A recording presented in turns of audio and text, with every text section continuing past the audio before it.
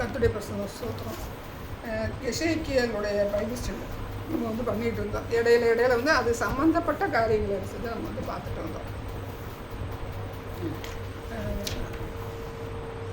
இப்போ இன்றைக்கி வந்து என்ன பார்க்குறோம் அப்படின்னா, தீர்க்கதரிசியை வந்து கர்த்தர் வந்து எப்படி வந்து செலக்ட் பண்ணுறாரு, அந்த தீர்க்கதரிசியோட வாழ்க்கை வந்து எப்படிப்பட்டதாக இருக்கணும், அந்த தீர்க்கதரிசி வந்து ஆண்டவருக்கு வந்து கீழ்ப்படிஞ்சு நடக்கிறதுக்கு, அந்த காரியங்கள் செய்கிறதுக்கு எசேக்கியேல் நார்மலாக வந்து தீர்க்கதரிசியை என்னென்ன பண்ணினார் அப்படிங்கிறத நம்ம ஒரு ஓரமாக பார்த்துட்டு, எசேக்கியேல் வந்து அதுக்கு எப்படி தகுதிப்படுத்தினார், எப்படி வந்து தெரிந்து கொள்கிறார் அப்படிங்கிறத வந்து நமக்கு இந்த இன்னைக்கு வந்து பார்ப்போம். எசேக்கியேல் சம்மந்தப்பட்டது எசேக்கியேல் 3வது அதிகாரம், எசேக்கியேல் 3 அதிகாரத்தில் வந்து பார்த்திங்கன்னா 3 விதமான தலைப்பில் வந்து நம்ம 3-4 கூட நம்ம வந்து அதை எடுத்துக்கலாம். அந்த அதிகாரம் ஃபுல்லாக வந்து பார்க்கும்போது ஆண்டவர் என்ன சொல்கிறாருன்னா, ஒரு சுருளை வந்து கொடுத்து அதை என்ன செய்யணும், புசிக்கணும் அப்படின்னு சொல்கிறார். இந்த புசிக்கிற விஷயம் வந்து எங்கெல்லாம் இருக்கும் அப்படின்னு பார்த்தீங்கன்னா, யோவான் புசிக்கிறாரு அப்படித்தானே. எரேமியாட்ட என்ன செய்வார் சொல்லுவார். சங்கீதத்தில் என்ன சொல்லுவாருன்னா, சங்கீதத்தில் வந்து பார்த்திங்கன்னா அந்த அவருடைய வார்த்தை வந்து தேனாக இருந்துச்சு அப்படின்னு. பொதுவாகவே தீர்க்கதரிசிகளை வந்து ஆண்டவர் வந்து பலப்படுத்தும்போது அழைக்கும்போது, இப்போது எரேமியாவை என்ன சொல்கிறாருன்னா, அந்த பீரியடில் அந்த சிறையிருப்பின் பீரியடில் என்ன சொல்கிறாங்கன்னா, நீங்கள் என்ன செஞ்சுருங்க, பாபிலோன் ராஜா கூட போயிருங்க அப்படிங்கும்போது எல்லாருக்குமே வந்து பார்த்திங்கன்னா தீர்க்க தரிசன வார்த்தை ஆண்டவருடைய வார்த்தைகள் வந்து ஆசீர்வாதமாக சொல்லும்போது எந்த ஒரு அவங்களுக்கு எதிரான ஒரு எதுவுமே வராது. எதிர்ப்பாக கண்டனம் பண்ணி சொல்லும்போது பார்த்திங்கன்னா அதை ஏற்றுக்கிற கூடாத சூழ்நிலை தான் வந்து ஜனங்கள் இருப்பாங்க. எரேமியாவோட காரியங்கள் பார்த்தீங்கன்னா ரொம்ப அவங்க வந்து சொல்கிறாங்க, அடித்து நொறுக்கி குழியில் போட்டு கடைசியில் அவங்க என்ன செஞ்சாங்க, செத்து போகிறேன். அவங்க வந்து யூதர்கள் தான் வந்து அடிச்சு போனாலும் வந்து சரித்திரம் சொல்கிறாங்க, வேதத்தில் சொல்லப்படுறாங்க. எசேக்கியேலை பொறுத்த அளவுக்கு வந்து பார்த்திங்கன்னா ஜனங்கள் வந்து அவனை வந்து ஆண்டவர் சொல்ல அவன் அந்த ஜனங்கள் வந்து சிறையிருப்பில் இருக்கும்போது அதை கேட்டு திரும்பி வந்து விக்கிரக ஆராதனை பண்ணலாம் அப்படிங்கிற ஒரு அமைப்புக்குள்ளே கொண்டு வந்துடுறேன் எசேக்கியேல். தானியேல் வந்து பார்த்திங்கன்னா சொப்பனம் சொல்கிறேன், அவனுக்கு ஒரு ஹை போஸ்ட் கொடுக்குறாங்க. ஒரு தேவனுடைய பிள்ளைக்கு எதிராக வந்து வருவாங்க, வந்தாலும் கர்த்தர் மாற்றி போடுகிற தேவன் அப்படின்னு பார்க்குறோம். இப்போ ஏசாயாவை எடுத்துக்கிட்டிங்கன்னா அவருடைய சரித்திரம் வந்து மனாசே ராஜா என்ன பண்ணுறான்னா, அவரை வந்து மாடால் அறுத்து கொடுமைப்படுத்தி சாகடிச்சான்னு சொல்கிறாங்க. அது மனாசே வந்து பார்த்திங்கன்னா ஒரு மோசமான ராஜா. இவன் கண்டனம் பண்ணி சொல்லும்போது அப்படிப்பட்ட காரியங்கள் வந்து நடக்குது. ஆனால் நிறையா வந்து 1-39 படித்தோம்னா நியாய தீர்ப்பு கண்டனம் மாதிரி காரியங்கள் வந்து அதுக்கு அடுத்து வந்து பார்த்திங்கன்னா இந்த நம்மளுடைய புதிய வானம் புதிய பூமி அந்த மாதிரி காரணம் சுவிசேஷம். ஆமாம், அதேமே வந்து அவங்க வந்து அக்செப்ட் பண்ணலை. ஏசாயாவை சொந்தக்காரன் அப்படின்னு சொல்லுவாங்க. நீங்கள் ஏசாயா வந்து ராஜாவுக்கு சொந்தக்காரன் சந்ததியில் வந்து அந்த அரண்மனையில் வந்து ஏதோ ஒரு சொல்லுவாங்க. ஒரு 13 சின்ன தீர்க்கதரிசிகளை வந்து எடுத்தோம்னா ஆண்டவருக்கு விரோதமாக சொல்கிறாங்க. யோனா என்ன பண்ணுறாருன்னா ஆண்டவர்களை பலப்படுத்தி காரியம் வந்து சொல்கிறாரு. மற்ற எல்லாருமே ஒரு தேசத்துக்கு விரோதமாக, இஸ்ரேல் தேசத்துக்கு விரோதமாக சொல்கிறாங்க. அவங்களுடைய அவங்க ஏற்றுக்கல, அவங்கள வந்து கொலை பண்ணிட்டாங்க அப்படிங்கும்போது சகரியா தீர்க்கதரிசி என்ன செய்கிறாங்கன்னா, கொலை பண்ணிட்டாங்கன்னா நமக்கு வந்து வேதத்தில் வந்து ஆதாரம் இயேசு கிறிஸ்து சொல்கிறாங்கல்ல, பெரகியாவின் மகனாகிய சகரியா முதல் நீங்கள் என்ன செய்வீங்க, கொலை தீர்க்கதரிசி என்ன செய்வீங்க, நீங்கள் வந்து கொலை செய்கிற காரியமும் வந்து இருக்குது அப்படின்னு சொல்கிறாங்க. மற்ற காரியம் வந்து பார்த்திங்கன்னா நமக்கு வந்து சரித்திர சம்மந்தமாக இல்லை. ஆனால் பொதுவாகவே வந்து பார்த்திங்கன்னா தேவனுடைய வார்த்தைகளை சொல்லக்கூடிய தீர்க்கதரிசியாக இருக்கிறவங்க துன்பப்படுத்துகிற கட்டத்தில் தான் வந்து இருக்காங்க. அவங்களுக்கு எதிராக வந்து செயல்படுத்துகிறாங்க. அந்த வார்த்தைகளை வந்து அவங்களுக்குள்ள உள்ளே போடும்போது பார்த்திங்கன்னா எல்லா காரியங்களையும் சொல்ல முடியாது. எதையுமே சொல்கிறேன், எல்லா காரியங்களையும் நான் போடும்போது என்னோடய எலும்பெல்லாம் அப்படி தீப்பற்றி எரியுது அப்படின்னு சொல்லி அந்த கடினமான வார்த்தைகளை சொல்லும்போது எல்லாமே அவங்க கொட்டி தீர்த்துருக்காங்களா அப்படின்னு என்னுடைய அனுபவத்தில் எல்லா வார்த்தைகளையும் நம்ம கொட்டி தீர்த்தது கிடையாது. ஒரு பாவத்தை கண்டித்து உணர்க்கும் போது தனிப்பட்ட விஷயத்தில் வரும்போது பார்த்திங்கன்னா அதை நான் கட்ஷாப் பண்ணிடுவேன். ஏன்னா அதுக்கு மேலே அந்த ஆத்மா வந்து தாங்க முடியாது, திரும்ப வராது. ஆனால் திரும்ப நான் வந்து பாவத்துக்கு நேராக கண்டித்து உணர்த்தின ஒரு எந்த ஒரு ஆத்மான்றது திரும்ப வந்தது கிடையாது. ஆண்டவர் வந்து என்னோட சொந்த காசை போட்டு அங்கே போய் தீர்க்க தரிசனம் சொல்ல வேண்டியது சொல்லிட்டு வா அப்படின்னு சொன்ன காரியங்கள்லாம் என்கிட்ட உண்டு. ஆனால் அதை நாட் அக்செப்ட் பண்ண மாட்டாங்க. அப்படி பண்ணாத போதெல்லாம் ஆண்டவர் சொல்கிறார் அப்படிங்கும்போது அவங்களை எப்படி பலப்படுத்துகிறார். நாம் வந்து கள்ள தீர்க்க தரிசிக்க டாப்பிக்கே நம்ம போக வேண்டியது. கள்ள தீர்க்க தரிசினால ஏன்னா அவங்க பணத்துக்காக தான் சொல்லுவாங்க. தீர்க்க தரிசனம் சொல்கிறாங்க, மேலோட்டமாக சொல்கிறாங்க அப்படின்னா நம்மளுடைய தீர்க்க தரிசியின் தகுதி என்னன்னா கடினமான வார்த்தைகள், நியாயத்திற்குரிய வார்த்தைகளை சொல்லுகிறது அப்படி அப்படின்னா தீர்க்க தரிசனம். அதுதான் ஒரு மனிதருக்கோ ஒரு மனுஷனுக்கோ இந்த உலகத்துக்கோ சபைக்கோ தேவையான தீர்க்க தரிசி அப்படிப்பட்டவங்க இருக்கணும். ஆனால் எங்கேயுமே அவங்க வந்து ஏற்றுக்க மாட்டாங்க. ஏன் ஏற்றுக்க மாட்டாங்கன்னா எல்லா காரியம் இன்னைக்கு இருக்கிற சூழ்நிலை எல்லா சபைகளும் தேவனுடைய சத்தத்துக்கு செவி கொடுக்குற சபைகளே இல்லைன்னு நான் சொல்லுவேன். ஏன்னா ஏதாவது ஒரு விதத்தில் அவங்கள பாயிண்ட் அவுட் பண்ணும்போது பார்த்தீங்கன்னா நமக்கு எதிராக தான் என்ன சொல்லுவாங்க வருவாங்க. என்னுடைய வாழ்க்கையில் நான் அனுபவிச்சிட்டேன், வேதத்திலையும் நான் பார்த்துட்டேன். இப்போ வந்து தீர்க்க தரிசனம் வந்து சபைக்கு நேராக தேசத்திற்கு நேராக இருந்தது. ஆண்டவர் வெளிப்படுத்துகிற சில காரியங்கள் என்ன செய்யணும்னா இப்போ நமக்கு ஒரு யூடியூப் தளம் இருக்கிறதுனால அதில் நான் என்ன செய்கிறேன் போடுறேன். ஏதாவது ஒன்று ரேராக இது போடுவேன். எல்லா காரியங்களும் போட வேண்டிய அவசியம் இல்லைன்னா உலகமே என்ன செய்யுதுன்னா சாத்தானுடைய பிடிப்பில் தான் வந்து இருக்குது. ஏன்னா காலங்கள் வந்து சமீபம், ஆண்டுகளுடைய வருகை சமீபம். வர வந்து பார்த்திங்கன்னா ஒரு நியாயமான ஒரு உலகத்தை இனிமேல் பார்க்க முடியாது. ஏன்னா காலங்கள் வர பார்த்திங்கன்னா பாவங்கள் பெருக அவனுடைய காலங்கள் குருவ பிசாசுடைய காலங்கள் குருவ ரொம்ப விகராசனா கரப்ஷன் பண்ணிக்கிட்டே தான் இருக்கிறேன். அப்படிங்கும்போது நல்ல ஒரு உலகத்தை நம்ம என்ன செய்ய இனி வருகிற காலங்கள் செய்வது பார்க்க முடியாது. ஆனால் கர்த்தர் வந்து இந்த உலகம் வந்து கரைபடாமல், இந்த உலகம் வந்து கெட்டு போகாமல், ஆண்டவர் வருகிற வரைக்கும் இந்த உலகம் ஆண்டவர் வருகிற வரைக்கும் இந்த உலகம் வந்து கெட்டு போகாமல் இருக்கிறதுக்கு நீதிமான்களை நல்லவர்களை இந்த உலகத்துக்கு வச்சிருக்கிறார். ஏன் வச்சிருக்கிறாருன்னா அவங்க தான் யாருன்னா இந்த உலகம் கெட்டு போகாமல் இருக்கக்கூடிய உப்பாக இருக்கிறாங்க. அப்போ இந்த உலகத்தில் வந்து நல்லவங்க எதுவுமே கிடையாது. நல்லவங்க ஒருவனும் இல்லை, ஒருவனையும் நான் காணேன். அது வந்து திறப்பின் வசனம் சொல்லுவார், நல்லவன் ஒருவன் ஆகிலும் இல்லை அப்படின்னு ஆண்டவர் சொல்லுவார்.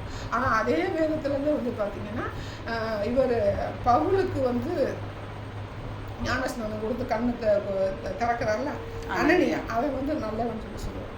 அப்புறம் பர்னபாவும் நல்லவன் சொல்லி பதிவு பண்ணுவார். அப்போ ரெண்டு பக்கமும் அந்த வேதனைசில் ஒரு தராசு மாதிரி தான் நமக்கு வந்து இருக்குது. எந்த ஒரு விஷயத்தை எடுத்தாலும் ஒன்று அந்த எண்டுக்கே போகாது. எண்டுக்கு போகணும் அப்படின்னா சில காரியங்கள் ஆண்டவர் வந்தார் பிறந்தார் அப்படிங்கிறதுக்கு எண்டு இருக்குது, ஆண்டவர் வருவார் அப்படிங்கிறதுக்கு இந்த பிரச்சனை எண்டு இருக்குது. அப்படி சில காரியங்கள் எண்டில் வச்சுருப்பாரு, சில காரியங்கள் வந்து தராசுலேருந்து இந்த பக்கம் இந்த பக்கம் இருக்கிற மாதிரி இருக்கிற காரியங்கள் ஏகப்பட்ட காரியங்கள் அப்படி தான் இருக்குது. எந்த எண்டுக்குமே நம்ம வந்து போக முடியாது. ஏன் போக முடியாது அப்படின்னா அவருடைய ஞானம் வந்து அனந்த ஞானம். நமக்கு வந்து கர்த்தர் கொடுக்குற வெளிச்சத்தில் கொஞ்சம் நம்ம என்ன செய்யணும், அதை நம்ம தெளிவுபடுத்திக்கணும், பேசுகிறது. அப்போ எசேக்கியேல் எப்படி ஒருத்தர் வந்து ஒரு தீர்க்கதரிசியை வந்து செலக்ட் பண்ணுறாரு அப்படின்னா அந்த தீர்க்கதரிசியை எப்படி செலக்ட் பண்ணுவார் அப்படின்னு பார்க்கும்போது பழைய ஏற்பாட்டு காலங்களில் வந்து நம்ம தீர்க்கதரிசியை பார்க்கும்போது ஆமோஸ் என்ன செய்கிறாருன்னா அத்திப்பானில் பொறுக்கிறவராக இருக்கிறாரு. நான் வந்து தீர்க்கதரிசியோட கிடையாது. ஆமாம், ஏசாயா வந்து பார்த்திங்கன்னா ராஜ இருக்கிறாரு. எரேமியா வந்து பார்த்திங்கன்னா பாஸ்டருடைய பையனாக இருக்கிறாரு. எசேக்கியேல் பாஸ்டருடைய பையனாக இருக்கிறாரு. யோனா வந்து அந்த இஸ்ரேல் கூட்டத்தில் உள்ளவங்க இருக்கிறார்.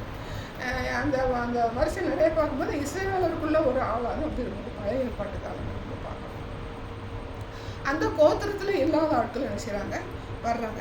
அப்போ அவங்களை எப்படி செலக்ட் பண்ணுறாரு, ஒரு தீர்க்கதரிசியை செலக்ட் பண்ணும்போது பார்த்தீங்கன்னா எல்லாரையும் சொல்ல மாட்டார், நீ எனக்காக வார்த்தைகளை பேசு அப்படின்னு சொல்ல மாட்டார்.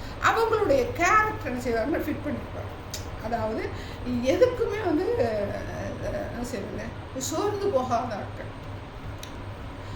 எலியா வந்து ஒரு கட்டத்தில் வந்து சோர்ந்து போக அதுக்கு பின்னாடி வந்து பார்த்திங்கன்னா அவர் எடுத்து பயன்படுத்தின விதங்களை வந்து நம்ம பார்க்க முடியாது. போயிடுவார். எல்லாமே வந்து இருந்துருச்சு. அவர் வந்து அக்கினியில் வந்து சுழண்டி போனவர். அவர் காலகட்டத்தில் வந்து 450 பேரை கொலை பண்ணுறது பெரிய விஷயம். இன்றைக்கி வந்து ஒருத்தரை பற்றி பேசினாலும் சார் போலீஸ் வந்து அரெஸ்ட் பண்ணிடுவாங்க. அப்போ அவர் வந்து பார்த்திங்கன்னா அந்த நாட்களில் அவள் யார் இருக்கிறார், ஏசபேல் இருக்கிறாங்க, ஆகாப் இருக்காங்க, கொடுமையான ராஜா ராணி இருக்கிறாங்க. ஆனால் 450 பேரை கொலை பண்ணுறது வந்து ஒரு பெரிய விஷயம். 450 பேரை கொலை பண்ணிவிட்டு அவர் எங்கே இருப்பார் கேட்டார். அப்போ அவர் ஆண்டவரை சார்ந்து கொள்ளாமல் ஓடுறார். அவருடைய பலவீனம்னு சொல்ல முடியாது. நாமளும் அந்த இடத்துல இருந்தால் அப்படிப்பட்ட காரியங்கள் நம்ம செய்ய வேண்டியதாக இருக்கும். அதுக்காக நம்ம வந்து எலியாவோட மேன்மையானவர்கள் நம்ம வந்து சொல்ல முடியாது. அவர் இருக்கிற இடத்துக்கு உச்சத்துக்கு நம்ம வந்து போக முடியாது. உயிரோடு என்ன செய்வார், அக்கினி சுழல் காட்டில் எலிசா பார்க்க போகிறார். பார்க்காம போகல, எலிசா பார்க்க போகிறார். அப்போ அவர் வந்து அவர் கடத்தில் வந்து சோர்ந்து போகிறார். நீங்கள் வந்து இப்போ வேறு யாரை பார்த்தீங்கன்னா, எரேமியா வந்து என்னால் போட்டு நம்பலப்படுத்தினாலும் ஆண்டவரை சார்ந்து கொள்கிற ஒரு மனுஷன். அப்போ அப்படிப்பட்ட ஆண்டவரை சார்ந்து கொள்கிற ஒரு மனுஷனாக இருக்கிறார். நீங்கள் எலியாவை எடுத்துக்கிட்டாலுமே என்ன செய்கிறாரு, ஆண்டவரே என்னோட ஜீவனை நீங்கள் எடுத்துக்கங்க, நான் பண்ணினது போதும் அப்படின்னு சொல்லி ஆண்டவரை சார்ந்து கொள்கிற ஒரு தேவ பிள்ளையார். அப்போ கர்த்தர் வந்து ஒரு மனுஷனை ஃபிட் பண்ணுறாரு, தீர்க்கதரிசியை ஃபிட் பண்ணுறாரு அப்படின்னா எப்போதுமே தேவனை சார்ந்து கொள்ளுகிற ஒரு மனுஷன் தான் கர்த்தர் செலக்ட் பண்ணுறாரு. ரெண்டாவது வந்து பார்த்திங்கன்னா, என்னால் வந்து அவங்களுக்கு எதிராக வரும்போது என்ன செய்கிறாருன்னா, அவங்க என்ன செய்கிறாருன்னா பலப்படுத்துகிறது என்ன இருக்கிற வார்த்தைகளை கொடுக்குறாரு.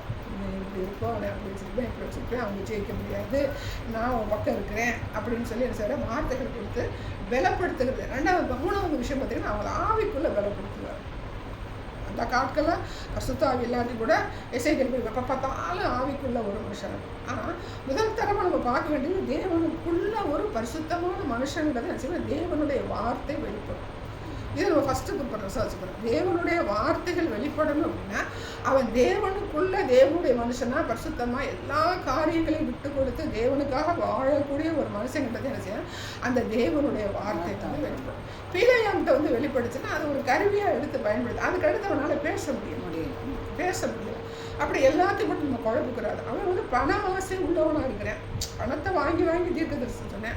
அதே கேரக்டரில் வந்து பார்க்கும்போது பாலாக்கு வந்து கேட்கும்போது சரி நமக்கு பணம் கொடுப்பா நம்ம சமைத்துருவோம் அப்படின்னு சொல்லி நினைக்கிறேன். ஆனால் தேவனும் சரி கட்டுப்படுத்துகிற தேவன்.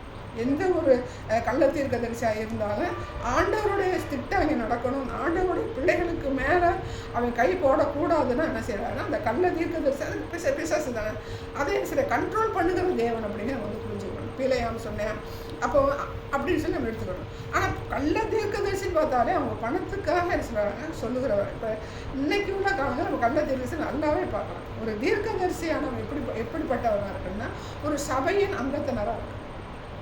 ஒரு தீர்க்கதரிசி சபையை இன்னைக்கு உள்ளது. அன்னைக்கு வந்து பார்த்தீங்கன்னா அவங்கவுங்க பாட்டுக்கு என்ன செஞ்சாங்க, அந்தந்த இடத்துல வந்து சொல்லிட்டு போனாங்க. இன்னைக்கு உள்ள உலகத்தில் வந்து பார்த்தீங்கன்னா நான் தனி தீர்க்கதரிசன ஊழியம் நான் பண்ணுறேன், தீர்க்கதரிசனை மட்டும்தான் நான் பண்ணுவேன் அப்படின்னு சொல்லி சொன்னால் பண்ணலாம், ரைட்டா, பண்ணலாம். அப்படி பண்ணும்போது தீர்க்க தரிசனத்துக்கு பணம் வாங்கக்கூடியவனாக இருந்தால் அவன் எப்பேற்பட்ட ஊழியக்காரனாக இருந்தாலும் அவன் உலக அளவில் பேசினால அவனுடைய வார்த்தை நிறைவேறி இருக்கு அப்படின்னு சொல்லி சொன்னால அவன் கள்ளதீர் பணம் வாங்கிட்டானே அவன் யாரு, கள்ளதீர்க்க தரிசி. ஏன் சொல்கிறேன் அப்படின்னு பார்க்கும்போது எலிசா நாட்களையும் என்ன செய்கிறாரு, அந்த குஷ்ட பிடிச்ச நாகமான் வந்து சரியான உடனே காணிக்க கொண்டுட்டு வராரு.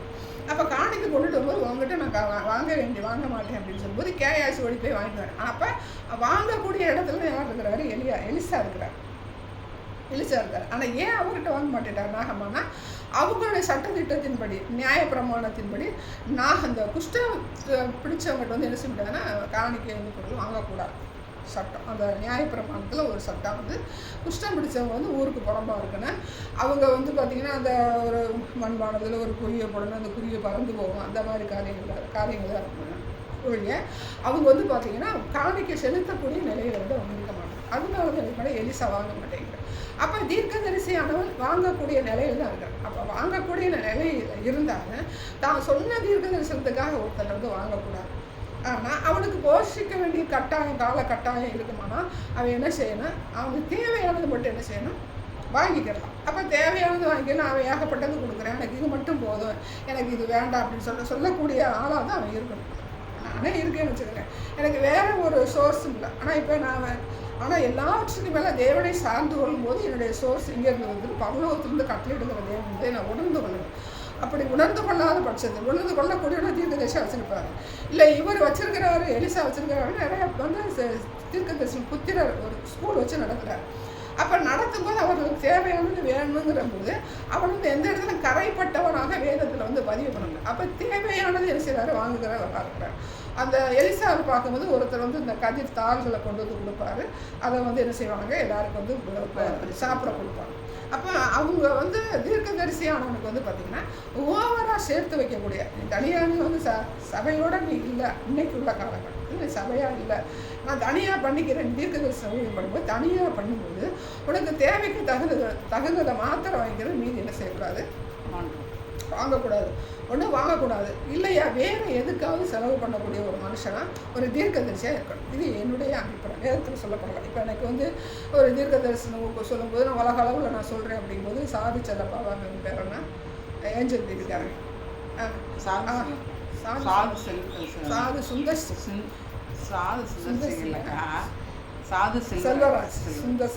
செல்வராஜ். அப்போ எனக்கு நிறையா ஒரு பெரிய குரூப் ஃபார்ம் பண்ணியிருக்கிறேன். எனக்கு அவன் அனுபவிக்கிறது எவ்வளோ அப்படின்னு நமக்கு தெரியல. அவனை சுற்றி ஒரு பெரிய மினிஸ்ட்ரியாக இருக்குது. ஆனால் அவனுடைய தீர்க்க தரிசனம் பார்த்திங்கன்னா ஒரு பொய்யான தீர்க்க தரிசனம் தான் வரும். நம்ம பார்க்கும்போது வேதத்துக்கு ஒத்ததான் வரும், அவ்வளோதான். நான் பார்த்தேன், சவுண்டு சவுண்டு கேட்டுச்சு. அப்போ அந்த சவுண்டு கேட்டுச்சு, பரலோகத்தின் தேவனுடைய சத்தம், அந்த பரலோகம் திறக்கிற சத்தம் கேட்டுச்சு அப்படின்னா அது இப்போ இவர் எசேக்கியேல் வானம் திறந்துச்சு நான் பார்த்தேன் அப்படிங்கிறாரு. யோவான் நம்ம வேறு என்ன, ஸ்தேவான் வானம் திறந்துச்சு நான் பார்த்தேன்னு சொல்லுவார். அப்போ தேவனுக்கு வேதத்துக்கு ஒத்த காரியங்கள் என்ன செய்யணும், விமர்சிக்கணும். அதை பார்த்தேன் இதை பார்த்தும்போது அதில் கவனமாக இருக்கணும். அவர் கரப்ஷன் ஆகிறாரா ஆகலையா அப்படிங்கும்போது இந்த வார்த்தைகளை கரப்ஷன் ஆகிறாரு. சிலது ஏசப்பா வந்தார் எங்களோட விருந்து சாப்பிட்டாரு அப்படின்னு சொல்லி அவர் போட்டதாக சொல்கிறார். அப்படி சொல்லும்போது இப்போ நமக்கு யோவான் புஸ்தகத்தில் என்ன இருக்குது, ஆண்டவர் சீஷரோடு என்ன செய்கிறாரு, அந்த சாப்பிட்ற காரியங்கள் இருக்குது. ஆனால் அவர்கிட்ட வைக்கிற குற்றச்சாட்டுகள் என்ன அப்படின்னு பார்க்கும்போது எல்லாத்தையும் ஓவராக சொல்கிறாரு. அவருடைய வாழ்க்கை நடைமுறையை அவர் வெளிச்சமாக போட்டு காட்டணும். இந்த இதில் நான் எனக்கு இவ்வளோ தான் நான் செலவு பண்ணுறேன், என்னுடைய காரியங்கள் இப்படி தான் இருக்குது அப்படிங்கிற யாருமே ஒரு தீர்க்க தரிசன ஊழியம் தனியாக நடத்தினா என்ன செய்யணும், போட்டு காட்டணும்.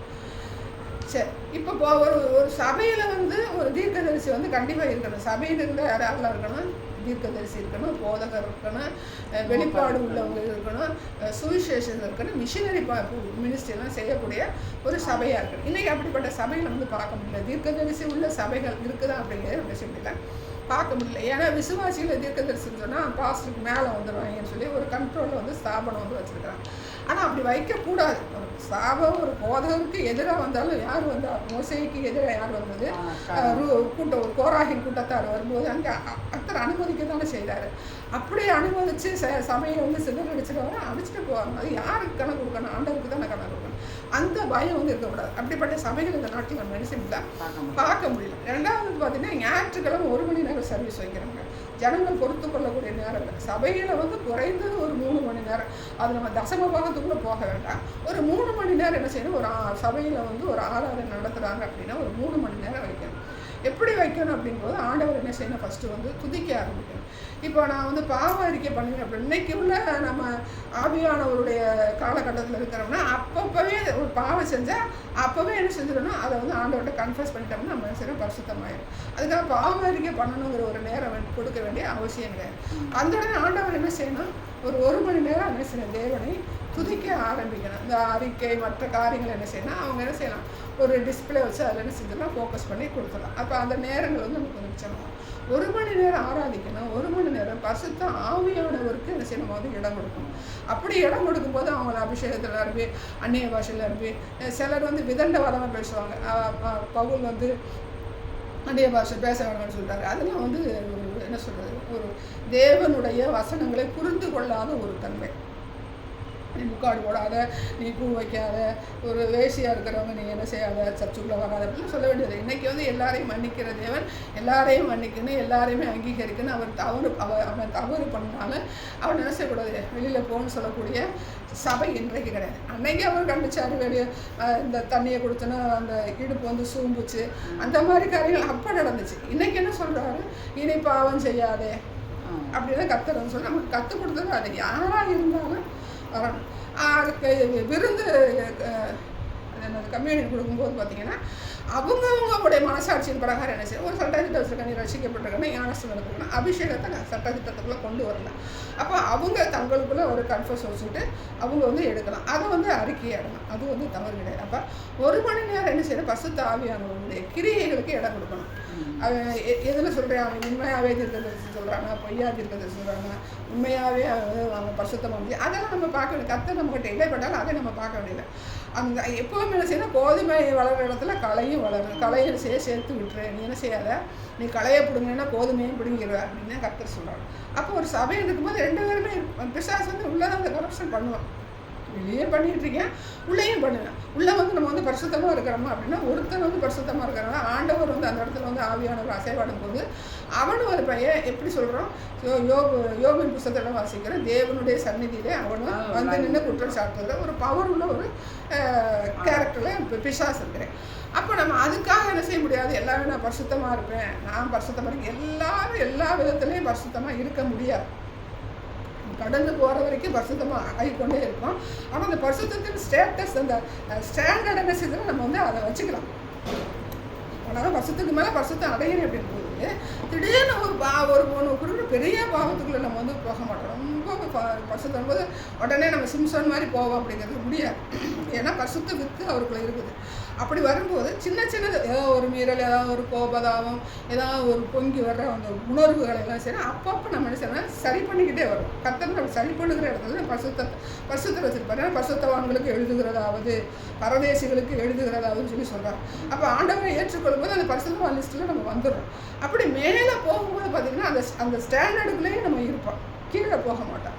எப்போ சிம்சோன் மாதிரி நம்ம கீழே போவோம் அப்படின்றது டோட்டலாக தேவனுடைய பிரசன்னத்தை விட்டு, தேவனுடைய பரிசுத்தத்தை விட்டு விலகும் போது நம்ம டோட்டலாக சிம்சோனை போல மாறும். அதுவும் நம்ம வந்து கவனிக்கணும். எப்படின்னா நான் என்ன லெவலுக்கு போனாலும் நான் செஞ்சுருவேன், சிம்சோனை மாதிரி கீழே போயிடுவேன் அப்படிங்கிறது. அது வந்து அடிமட்டத்தில் ஒரு லெவலுக்கு போகும்போது ஒரு பொண்ணை பார்க்குறோம், ஒரு ஆணோ பெண்ணோ எத்தனை வயசானாலும் அந்த காமத்துடைய அந்த உணர்வு வந்து இருக்கும்போது நான் பரிசுத்தத்துக்கு நேராக போகும்போது அந்த மனுஷனை பார்க்கும்போது கட் ஷாட் பண்ணுவேன், கர்த்தர் பேசுகிறோம். இது எப்போன்னா சிம்சோன் அப்படிங்கும்போது அவன் ஸ்டார்டிங்கில் எப்படி இருக்கிறேன், ஆண்டரை விட்டு தூரம் போனவனா தான் இருக்கிறேன், ஸ்டார்டிங்கில் போய் சேவ் பண்ண பார்க்குறேன், அந்த மாதிரி காரியங்கள் தான் இருக்கிறேன். அப்படிப்பட்டவங்க சிம்சோனை போல விழுவாங்க. இல்லை நான் நல்லாத்தே இருந்தார் இந்த பாஸ்ட்டு, இப்போ வந்து அந்த பொண்ணு வந்து விசுவாசி வந்து கெடுத்து முடிச்சதுலாம் அர்த்தமே இல்லை, கிடையாது. அது அர்த்தம் இல்லை, அது தவறான ஒரு உபதேசம்.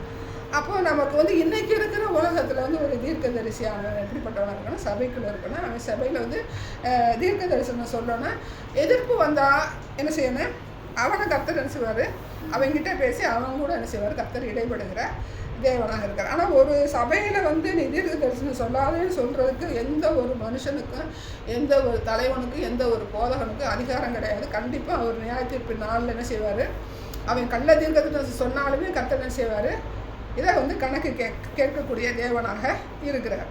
அப்போ ஒரு உண்மையான தீர்க்கதரிசி வந்து பார்த்திங்கன்னா ஒரு சபைக்கு அடங்கினவனாக இருக்கணும். இல்லை ஒரு உண்மையான தீர்க்கதரிசி வந்து தனிப்பட்ட விதத்தில் நீ பண்ணுறேன்னா தீர்க்க தரிசனம் மட்டுமே சொல்லணும், வேறு எதுவும் சொல்லக்கூடாது.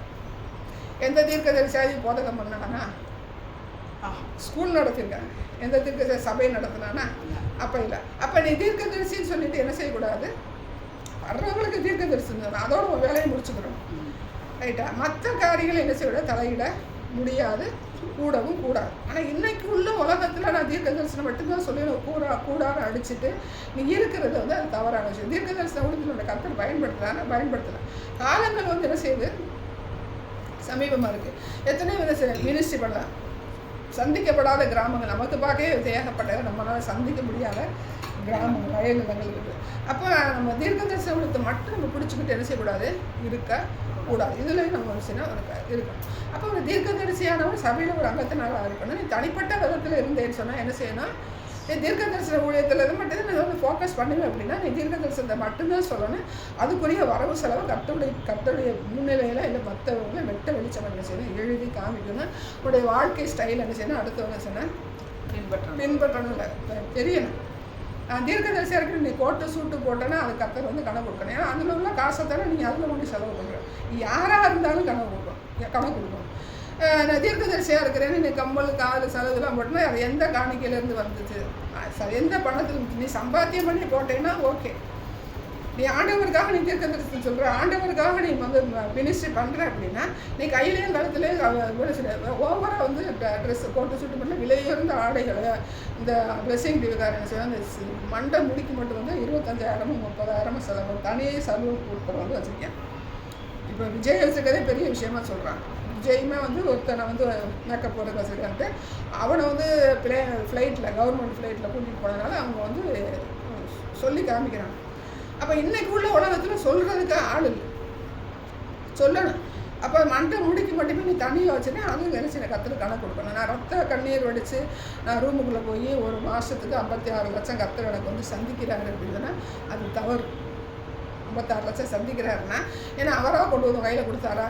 இல்லை, அங்கேயே என்ன செய்கிற வச்சு ஆட்கள் வச்சு நீ வசூல் பண்ணிவிட்டு என்ன சொல்கிற, கர்த்தர் வந்து எனக்கு 56 லட்சம் வந்து கொடுத்தாரு அப்படின்னு. ஜனங்கள் வந்து ஏமாற்றப்படுகிறார்கள். அதுக்கு கர்த்தர் கணக்கு கொடுக்கணும். சாப்பாடு போடுறாங்க, ஒவ்வொரு கொடுக்குறவங்களும் கணக்கு கொடுக்கணும். இப்போ அங்கே போன உடனே எனக்கு வந்து அதிசயம் நடக்குது, அற்புதம் நடக்குதுன்னா இப்போ நம்ம தமிழ் என்ன சொல்கிறோம், பாத்திரம் மருந்து பிச்சை எடு. அப்போ நீ தனியாக ஜோம் பண்ணாலே உனக்கு என்ன கிடைக்கும்? நீ அங்கே போனால் தான் சுகம் கிடைக்குன்னு கிடையாது. நீ போய் சுகம் கிடைக்குது அப்படின்னு பார்க்கும்போது உன்னுடைய காணிக்கை வந்து யாருக்கு கொடுக்குற அப்படிங்கிறது வேணும் இருக்க. உனக்காக நான் கொடுக்குற பணம் வந்து எந்த அளவுக்கு வந்து கரெக்டாக பண்ணுறாங்க அப்படின்னு பார்த்து தான் கொடுக்கணும். ஏன் நம்ம இத்தனை சர்ச்செல்லாம் விட்டுட்டு ஏன் மதுரைக்கு பெஞ்சமின் சர்ச்சுக்கு மட்டும் போகிறோம்? எதுக்கு போகிறோம்? அவருடைய நடைமுறை பாவனைகளை பார்க்குறோம், அவருடைய அறிக்கைகளை பார்க்குறோம், அடுத்து அவர் என்ன பண்ணுறாரு அப்படிங்கிறத பார்க்குறோம். அப்போ மொத்தமாக டோட்டலாக வந்து இவர் வந்து என்ன செய்ய மாட்டார், வேஸ்ட்டு பண்ணலை அப்படிங்கிற அது என்ன இவ்வளோ வந்துச்சுன்னு இவ்வளோ கொடுத்தேன்ப்பா அப்படிங்கிற. நீங்கள் எதுனாலும் என்கிட்ட கேளுங்க அப்படிங்கிற. உங்களுக்கு சந்தேகம் இருக்குன்னா என்ன தானே செய்ய என்கிட்ட வந்து கேளுங்கனாரு. அப்புறம் இந்த ஆடிட்டிங் பண்ண இதெல்லாம் வந்து ஒரு புக்கு போட்டார். ஆடிட்டிங் கூட நம்ம வந்து அது ஆடிட்டிங் லைனில் போகும். ஆனால் அவருடைய வார்த்தைகள் அவருடைய செயல்கள் பார்க்கும்போது நமக்கு முன்னாடி ஒரு நல்ல சாட்சியில் ஒரு மனுஷங்க இத்தனை சபைகளை விட்டு என்ன செய்யணும் அங்கே போகிறோம். அப்போ அதில் நம்ம என்ன செய்யணும், கவனமாக இருக்கணும். இவங்கள்ட்ட கொடுத்தோம்னா அவர் என்ன செய்ய மாட்டார், வேஸ்ட் பண்ண மாட்டார். ஏன்னா சாதாரண ஒரு சட்டையும் போட்டுட்டு வராரு. கல்யாணங்களில் வந்து அவங்க எடுத்து விரும்பி கொடுக்குறாங்க, அதனால அந்த கோட்டை வந்து போட்டுக்கிறாங்க. மற்றபடி வந்து இங்கே கிறிஸ்மஸ்லாம் பார்த்தீங்கன்னா புது ட்ரெஸ் எடுக்காத பிள்ளைங்களாம் இருப்பாங்க. அதனால நான் பழைய சட்டை போட்டு வரேன்னு சொல்லுவேன். பழைய சட்டை பழைய நம்மளே பார்க்கலாம். பிஜே இருந்த பிறகு ரொம்ப நாளாக ஒரு புதுசே போடலை.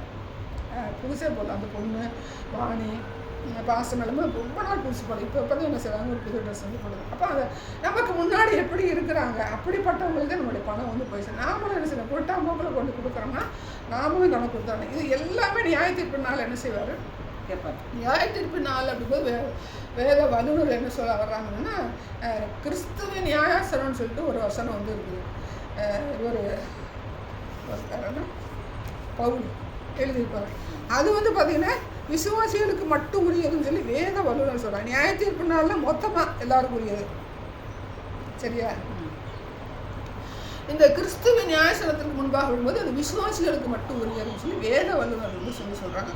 கிறிஸ்துவின் நியாயசனத்திற்கு முன்பாக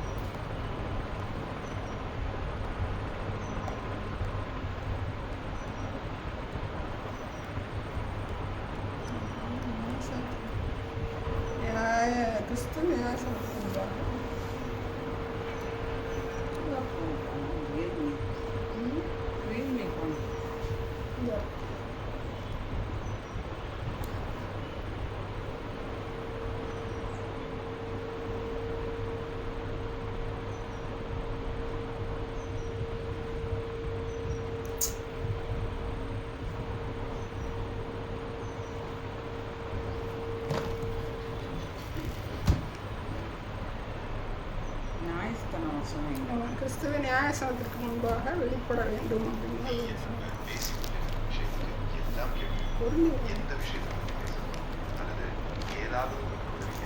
சவுண்ட்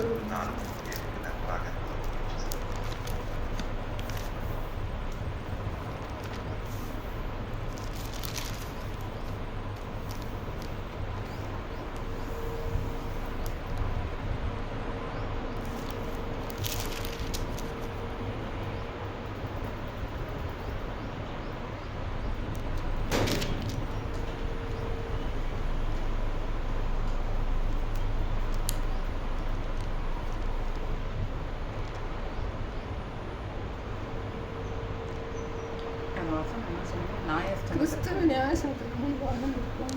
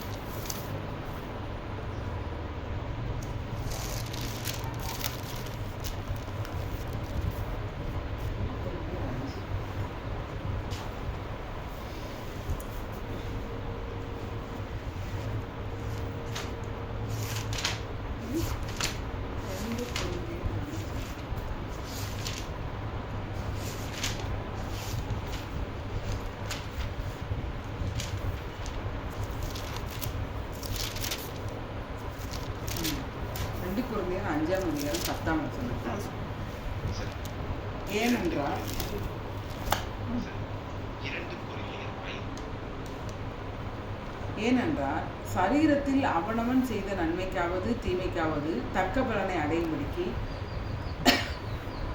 நாம் எல்லாரும் கிறிஸ்துவின் நியாயஸ்தானத்திற்கு முன்பாக வெளிப்படணும். வேத வல்லுநர்கள் என்ன சொல்றாங்க அப்படின்னு பார்க்கும்போது, விசுவாசிகள் எல்லாரும் ஆண்டவரை ஏற்றுக்கொண்ட என்ன சொல்றாங்கன்னா, வேத வல்லுநர்கள் என்ன சொல்றாங்கன்னா, பரிசுத்தமாக இருந்தால் தான் மறுரூபம் அடைய முடியும் அப்படிங்கிறது ஒரு ஒரு ஒரு வியூவில் வந்து நம்ம பார்க்கலாம். பரிசுத்தமாக இருந்தால் தான் அவர் வரும்போது சரி நம்ம மறுரூபம் அடைய முடியும். இப்போ ஏற்கனவே வந்து அவங்க வந்து ஆண்டவருக்குள்ள இருந்து இப்போ போகிறாங்க இல்லையா, ஆண்டவரை ஏற்றுக்கொண்ட நிலைமையில் போடுறாங்க இல்லையா. இப்போ அவங்க வந்து என்ன சொல்கிறது, பாவம் இப்போ நான் விசுவாசின்னு சொல்லுவாங்க, பரிசுத்தாவின் அபிஷேகம் இருக்குது, அந்த பரிசுத்தத்துக்கு நேரம் கடந்து போகாதவனுக்கும் அவங்க ஒரு லிமிட்டில் போயிட்டே இருப்பாங்க. டோட்டலாக வந்து நம்ம வந்து மருவமாகணும், பரிசுத்தமாகணும் அப்படிங்கிற ஸ்டெப் பை ஸ்டெப்புக்குள்ளே போகாமல் நம்ம என்ன செய்வாங்கன்னா எல்லாருமே இருக்கான விசுவாசியாக தான் இருப்பாங்க. வேத வல்லுநர் என்ன சொல்கிறாங்கன்னா அப்படிப்பட்டவங்களை வந்து நியாய எல்லாருமே டோட்டலாக இப்போ நம்ம பரிசுத்தம்னு சொன்னாலும் என்னையும் அழுக்கலாம் ஆண்டவருடைய அவங்களுக்கு தனி நியாயத்து இருக்குது அப்படின்னு இந்த வேதத்தின் வசனத்தின் அடிப்படையில் வந்து சொல்கிறாங்க. நியாய தீர்ப்பின் நாள் அப்படின்னு பார்க்கும்போது டோட்டலாக உலகம் ஃபுல்லாகவே அங்கே வந்து பார்த்திங்கன்னா விசுவாசிகள் ஆண்டவரை ஏற்றுக்கொண்டவங்க வந்து அவங்க நியாயம் தீர்க்கிறவங்க தான் இருப்பாங்க அப்படின்னு சொல்லி சொல்கிறாங்க. வேத வல்லுநர் சொல்கிறது என்னுடைய கருத்து கிடையாது. அதே நேரத்தில் வந்து கிறிஸ்துவின் நியாயத்துக்கு முன்பாக வெளிப்படும் போது எல்லா விசுவாசிகளுமே என்ன சொல்ல வருது, இப்போ வந்து அபிஷேகம் பண்ணப்பட்டுட்டு ஆனால் நான் ஒரு தண்ணி அடிக்கிற ஒரு உபச்சார பாவம் தான் விசுவாசி லிஸ்ட்டில் வரமாட்டேன். மற்றபடி வந்து பார்த்திங்கன்னா ஒரு தாபம் இந்த மாதிரி காரியங்கள் இருப்பாங்க. அடுத்த கட்டத்துக்கு மூவ் ஆகாமல் இருப்பாங்க. அது பரிசுத்தத்தின் அடுத்த ஸ்டெப்புக்கு அவங்க மூவ் ஆகாமல் இருப்பாங்க. அப்படி ஒரு லெவல் வந்து வேத வல்லுன்னு சொல்கிறாங்க. அவங்க என்ன செய்வாருன்னா அவங்களுக்குன்னு ஒரு தனி நாள் இருக்குது, நியாயசனத்துக்கு முன்பாக கொண்டு வருவாங்க. கொண்டு வந்து இவங்க வந்து என்னென்ன பண்ணியிருக்காங்க அப்படிங்கிற காலத்தில் அவங்களுக்கு கூட பிரதிபலன் கிஃப்ட் கொடுப்பாரு.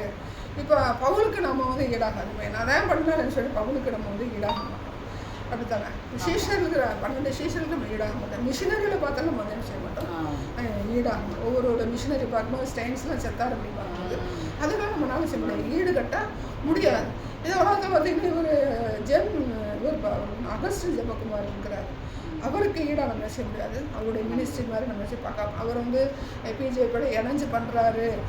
அந்த சினிமா எடுக்கிறதுக்கு வந்து ஆவணப்படம் மாதிரி அதில் வந்து படம் செய்வாரு. அவங்களுக்கு வந்து கொடுத்து ஊற்றி படம் எடுக்கிறாருன்னா அவருடைய மினிஸ்ட்ரிக்கு தேவையானது செய்கிறாரு. அவருடைய கண்ணோட்டம் வந்து வேறு. அவர் நல்ல பரிசுத்தவன், அவர் வந்து நியாயம் கேட்க முடியாது. அவருடைய வாழ்க்கை ஸ்டைல் வந்து பார்த்திங்கன்னா அந்த ஸ்தாபனம் வந்து கொடுக்குறத அவர் அனுபவிக்கிறார். மற்றபடி எக்ஸ்ட்ராலாம் வருது. அதை ஒரு சாட்சியின் ஜீவனை ஃபோக்கஸ் பண்ணி ஃப்ரேம் பண்ணியிருக்காரு. அப்போ அவருக்கு கொடுக்குற கிஃப்ட்டு நம்ம என்ன செய்ய முடியாது, தலையிட முடியாது. அவருக்கு அடிக்க நம்ம என்ன செய்ய முடியாது, எதுவுமே பண்ணலாம். சின்ன வயசுலேருந்து வந்து பார்த்திங்கன்னா ஆண்டவர் அழைச்சி தேவ திட்டத்தை கொடுத்தோன்னா அவர் ஃபோக்கஸ் பண்ணி போயிட்டு இருக்கிறார். நமக்கு தேவ திட்டம் கொடுக்குறது 59 வயசு 60 வயசு தான் நமக்கு கொடுக்குறாரு. அப்போ அதுக்கு தகுந்த மாதிரி நம்மளுடைய வாழ்க்கையில் என்ன அர்த்தம் அப்படி தானே தேவத்திட்டம் ஃப்ரேம் பண்ணிடுறாரு. நமக்கு 59 60 அந்த வந்து வெளிப்படுத்துகிறாருன்னு என்னோட தேவத்திட்டம் இருந்துச்சு. ஆனால் அந்த தேவத்திட்டத்தின் ஃபோக்கஸ் பண்ணி என்னுடைய வாழ்க்கை இல்லை. அதனால தான் அவர் என்னால் என்ன வெளிப்படுத்த முடியும். அவருக்கு காமிச்சார் 18 வயசு 19 வயசில் காமிச்சார். டக்குன்னு போனார், டக்குன்னு நினச்சிட்டாரு. பீகாரில் போய் அதை என்ன செய்ய தன்னை இன்வெஸ்ட் பண்ணிட்டாரு.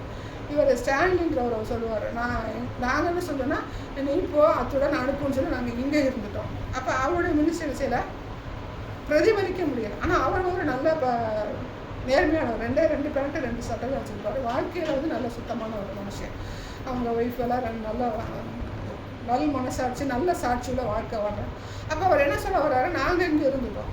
அவர் அங்கே போய் என்ன செஞ்சுட்டாரு, பிரகாசிக்கிற நட்சத்திரங்கள் இன்னைக்கு என்ன செய்கிறாரு, கர்த்தர் வந்து வச்சுருக்காரு. அப்போ அவங்களுக்குன்னு தனியாக ஒரு நியாயத்தீர்ப்பு நாள் வந்து இருக்குது. இந்த நியாயத்தீர்ப்பு நாள் அப்படிக்கு முன்னாடி நியாயத்தீர்ப்பு நாள்னு சொல்கிறோம். அவங்க என்ன சொல்ல வராங்கன்னா கிஃப்ட் கொடுக்குற நாள், அவங்களுக்கு தகுந்த மாதிரி கிஃப்ட் கொடுக்கும். ஏன்னா இவங்களை ஆக்கினை பண்ண முடியாது. ஏன் பண்ண முடியாதுன்னா இவர் மார்ட்டின் லூத்தர் சொன்ன மாதிரி கிருபையினாலே, இவர் பவுல் சொன்ன மாதிரி கிருபையினாலே இவர் ரசிக்கப்படுது. எந்த விதத்தில் நம்ம வந்து ஆண்டவரை ஏற்றுக்கொண்டோம் அப்படிங்கும்போது அந்த கிருபையில எல்லாமே அடிபட்டு போகுது. அப்போ அங்கே வந்து நியாயத்தீர்ப்பு செய்யும்போது அந்த கிருபை வந்து முன்னாடி நிற்கும். நான் தப்பு பண்ணிவிட்டு நான் வந்து போயிட்டேன் அப்படிங்கும்போது அந்த கிருபையினால மன்னிக்கிறது. அப்போ அவங்களுக்குரிய என்னென்ன இப்போ 5 தாளந்து 10 தாளந்து வாங்கினேன், நிறையா வாங்குறேன், ஒரு தாளந்து உள்ளே வச்சவன் வந்து என்ன சரி அவன் வந்து புறம்பாடப்படும்போது ஆண்டவருக்கு இல்லாத போயிடுறேன். 2 தாளந்து பண்ணும்போது அந்த 2 தாளத்துக்குள்ள பிரதிபலனை கொடுக்குற தேவனாக இருக்கிறார். இப்படி வேத வல்லுநர் என்ன சொல்கிறாங்கன்னா அப்படி ஒரு நாள் இருக்குது. ஏன்னா நான் வரும்போது அவனுடைய கிரியைகளுக்கு தக்க பலன் வந்து என்னோடய கூட வருகிறது அப்படிங்கிறது. அது உடனே நம்ம லாஸ்ட்டு எண்டு நினைக்கக்கூடாது. எங்கே எப்படி நடக்குன்றது அவர் வந்து வேத வல்லுநர் அவசியம் ஆராய்ஞ்சு இப்படிப்பட்ட காரியங்கள்லாம் இருக்கிறது வரவேற்கத்தக்கது தான். அப்போ நமக்கு ஒரு உத்வேகம் இருக்குது. நம்ம என்ன செய்ய முடியும், ஆகா நம்ம அவ்வளோ அளவுக்கு போட்டு நம்மள்கிட்ட கையில் கொடுத்ததை 2 தாளந்து, அவருக்கு பெரிய தாளந்து கர்த்தர் கொடுத்துருப்பாரு, அதுபடியே செஞ்சுட்டு போயிட்டாரு. நமக்கு கொடுத்த தாளந்து என்ன செய்யணும், நடக்க ஆரம்பிக்கணும் அப்படிங்கிற ஒரு உத்வேகம் இருந்தால் வந்து ரொம்ப நல்லது. அப்போது ஒரு தீர்க்கதரிசி வந்து கர்த்தர் வந்து எடுத்து பயன்படுத்தும் போது என்ன செய்கிறாருன்னா அவன் வந்து எப்படிப்பட்டவன் அப்படின்னு சொல்லி என்ன செய்கிறாரு, ஃபஸ்ட்டு வந்து தெரிந்து கொள்ளுகிற தேவன். தெரிஞ்சுதான் அவன் வந்து தீர்க்கதரிசி ஆக்கணும்னா அப்படித்தான். ஏன்னா அவருடைய வார்த்தை அவனுடைய வாயில் வந்து வரணும். அப்படி தானே? அப்படி வரும்போது அவருடைய அந்த பாத்திரம் வந்து எப்படிப்பட்டதாக இருக்குது, அவருக்கு உகந்த பாத்திரமாக வந்து இருக்கணும். அப்போ ஒன்று தெரிந்து கொள்ளுகிற தேவனாக இறைவன் சொல்கிறாரு, சிறு வயசுலேயே ஒன்று செஞ்சுட்டேன், நான் உன்னை கூப்பிட்டுட்டேன் அப்படின்னு சொல்கிறாரு.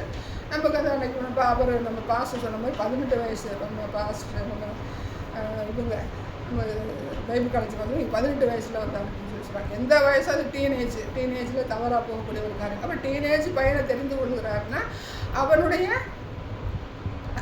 என்ன சொல்கிறது, அவன் எப்படிப்பட்டவங்க இருப்பாங்க தெரிஞ்சு தீர்க்கதரிசி எடுத்து பயன்படுத்துகிற தேவனாக தீர்க்கதரிசி போது அவன் எப்படிப்பட்டவங்கிற பாத்திர அரிசி செலக்ட் பண்ணுகிற தேவனாக இருக்கிறார். இவர் என்ன சொல்கிறாரு, பவுல் என்ன சொல்லுவார், நிறையா பாத்திரம் உண்டு, மரத்தினால செஞ்சது உண்டு, பொண்ணுனால செஞ்சது உண்டு, ஆனால் எல்லாமே ஆண்டவருக்குரிய வேலைகளை செய்கிறதுக்கு அவர் என்ன செய்கிறாரு, எடுத்து பயன்படுத்துகிற தேவனாக இருக்கிறாருங்கும் போது ஒரு பாத்திரத்தை அவர் குறிப்பிடுகிறார். மரப்பாத்திரம், இப்போ பொன்னினாலான பாத்திரம்.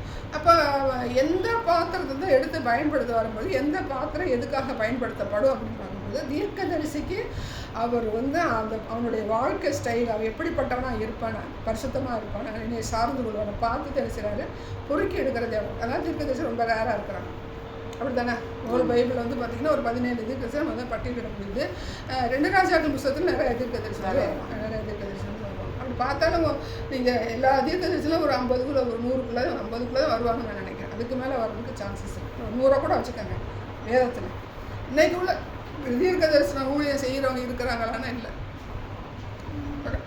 மேன்மைப்படுத்துகிற ஆசீர்வாதமான வசனங்கள் சொல்லுகிற ஆட்களை நம்ம வந்து பார்க்குறோம். தீர்க்க தரிசினால் என்ன செய்யணும், கண்டித்து உணர்த்துகிற ஒரு மனுஷனாக இருக்கணும். தேவனை சார்ந்து கொள்ளணும். அவருடைய வாழ்க்கை ஸ்டைல் எப்படி இருக்குதுன்னா ரொம்ப சிம்பிளாக இருக்கணும். எல்லாருமே சிம்பிளாக தான் இருக்கணும். பட் ஆனால் அவருடைய வாழ்க்கை ஸ்டைல் எப்படி எல்லாரும் சிம்பிளாக இருக்கணும். இன்றைக்கி ஜெபக்குமார் ஜெபக்குமாரோடைய வாழ்க்கை எப்படி வெட்ட வெளிச்சமாக வச்சுருக்கிறாரு, அதே மாதிரி பேசணும் வச்சுருக்காரு. எல்லாத்துலேயும் ஒரு விசுவாசி அப்படி தான் இருக்கணும். பட் ஆனால் தீர்க்க தரிசின்னு பார்க்கும்போது அவனுடைய வாழ்க்கை வந்து வெளியில் வந்து அப்பட்டமாக தெரியும். எதை அனுபவிக்கிறேன், அவனோட காசு வரவு செலவு எப்படி வந்து என்ன செய்கிறேன், எங்கேருந்து அவனுக்கு வருமானம் வருது, இதெல்லாம் செய்யணும் அவன் வந்து காமிக்கணும். ஒரு தீர்க்கதரிசியாக இருக்கிறேன். தனிப்பட்ட விதத்தில் இருக்கட்டும், நீ சபையில் இருந்தாங்க சபையில் வந்து சோபிக்க முடியாது. இன்னைக்கு உள்ள சபையில் என்ன செய்ய முடியாது, ஒரு தீர்க்கதரிசி சோபிக்க முடியாது. உண்மையான தீர்க்கதரிசி சொல்கிற தீர்க்கதரிசிக்கு இன்னைக்கு உள்ள சபைக்கு இடம் இல்லை.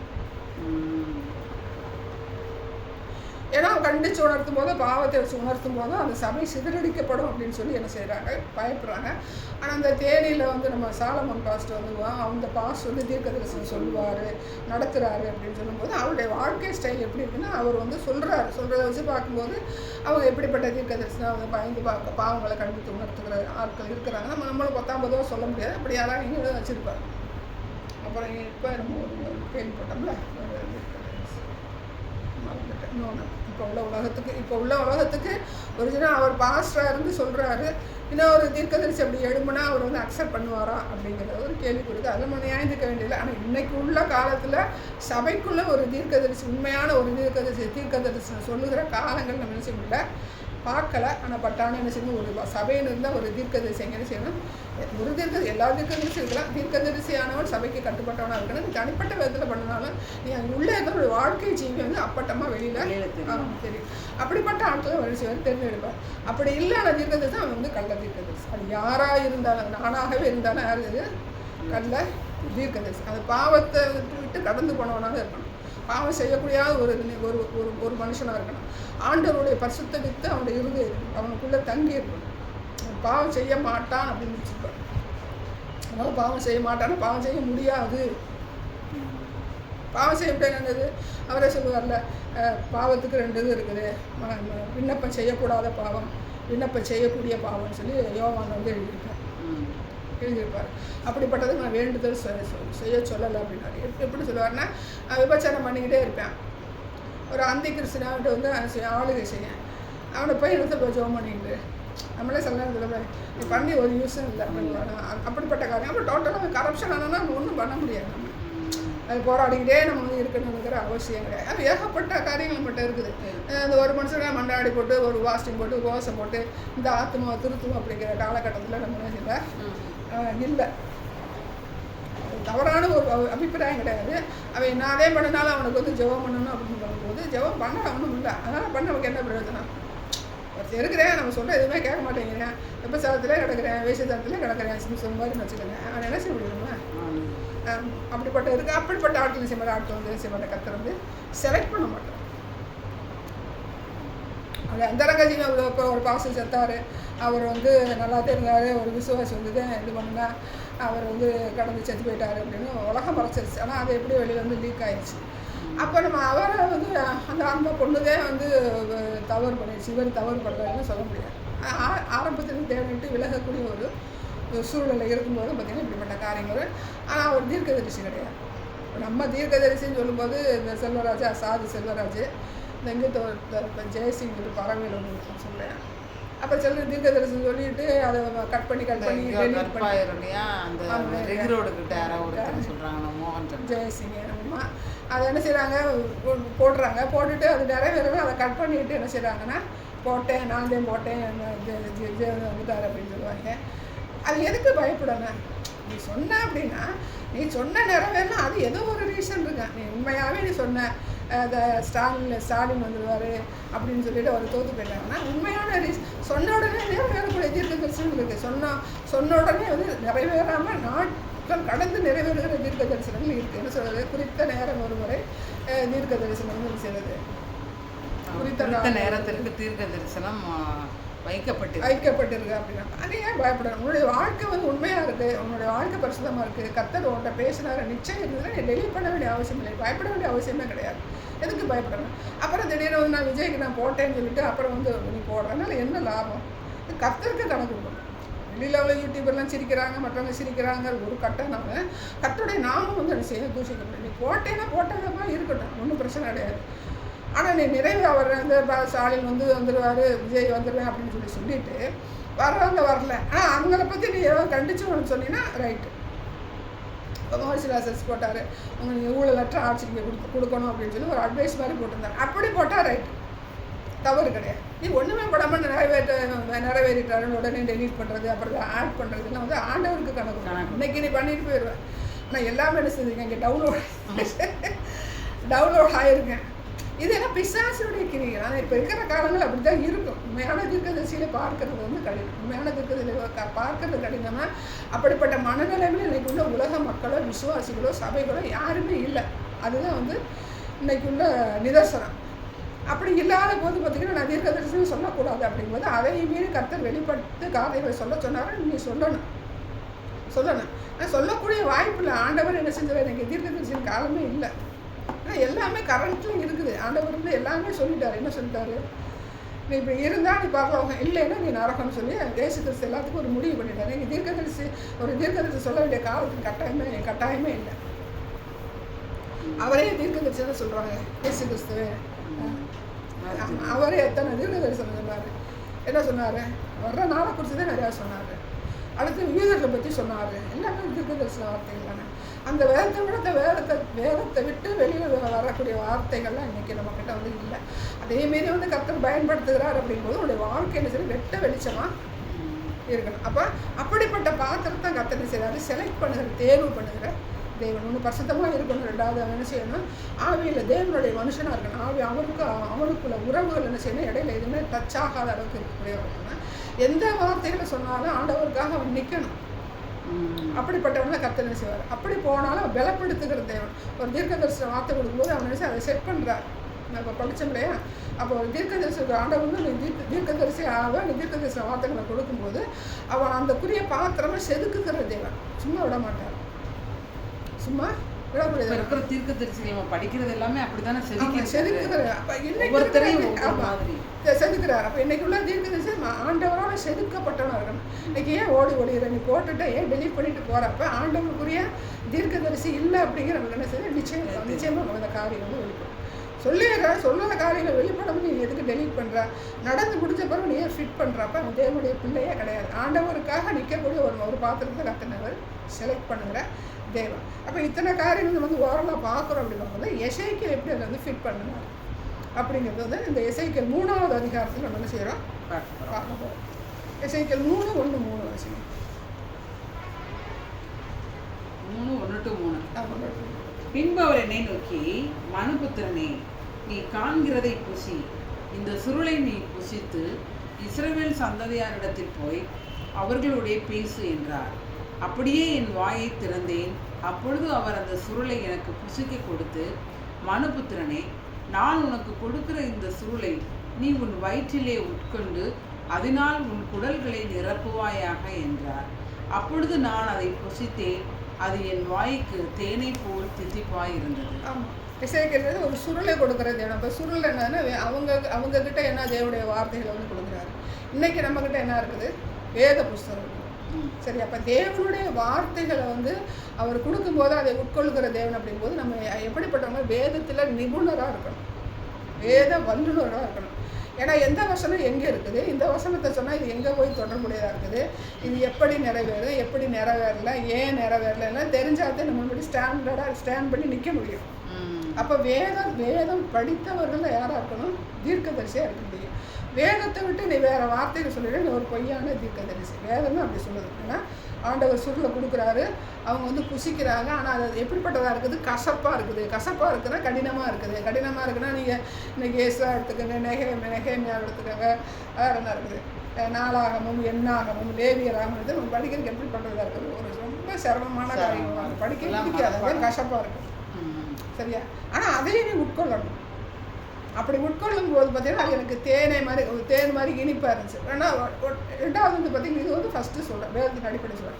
ரெண்டாவது அவர் என்ன சொல்ல வர்றாரு? கர்த்தர் என்ன சொல்கிறாருன்னா ஒரு நியாய தீர்ப்பின் செய்தி சொல்கிறார். எசேக்கியேல் என்ன சொல்கிறாரு? ஒரு நியாய தீர்ப்பின் செய்தி என்ன சொல்கிறாரு? அவங்களுக்கு சொல்கிறார், அடையாளங்களாக சொல்கிறாரு. அது எல்லாமே தீர்க்க தரிசன வார்த்தைகள் தான்.